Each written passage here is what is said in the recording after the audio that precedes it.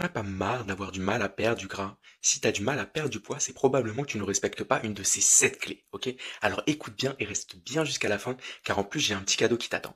Donc la clé numéro 1, c'est commence avec un déficit calorique, mais léger le déficit. Attention, entre 200 et 300 kilocalories de moins que ce que ton corps brûle sur une journée. Comme ça, tu ne stresses pas ton métabolisme, tu le gardes en mode turbo sans le cracher.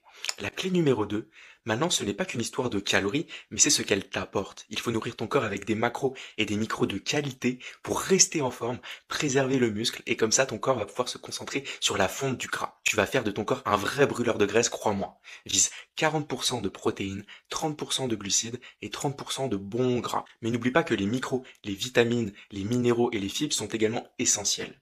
Donc en combinant un léger déficit et de bonnes macros, tu t'assures que ton corps ne panique pas. Parce que si ton corps se sent en danger, il va réagir en conséquence. Et donc tu risques d'avoir du mal à déstocker du gras. Tu risques de perdre du muscle et du coup tu vas ralentir ton métabolisme. La clé numéro 3, retiens que l'équilibre, c'est la vie, d'accord? Apprends à manger sain 85 à 90% du temps, mais n'oublie pas de te faire plaisir. Dans un repas ou sur une journée, cette règle te permet de profiter sans culpabiliser et sans faire de dégâts. En plus, ça va te permettre de tenir une alimentation équilibrée dans le temps, et donc tu vas te dire adieu à l'effet yo-yo. La clé numéro 4, c'est trouve le sport qui te fait vibrer et tu verras plus ça comme un effort. Dans la vie, quand tu aimes quelque chose, tu t'y tiens. Comme pour la nourriture finalement. C'est pour ça que tu resteras motivé et régulier. La clé numéro 5, c'est le NEAT, soit le fait de bouger plus au quotidien. Ton activité physique, ce n'est qu'une toute petite partie de ta journée. Pour brûler plus, bouge plus. Prends les escaliers, marche pendant ton appel, danse en cuisinant, fais une balade. Crois-moi, ces petits efforts comptent plus que ce que tu ne le penses. La clé numéro 6, l'eau, c'est ton allié minceur. Non seulement ça évite la rétention d'eau, mais ça garde ton métabolisme en pleine forme. Trop de personnes ne s'hydratent pas assez au quotidien malheureusement. La clé numéro 7 et la dernière clé, c'est le stress et le sommeil.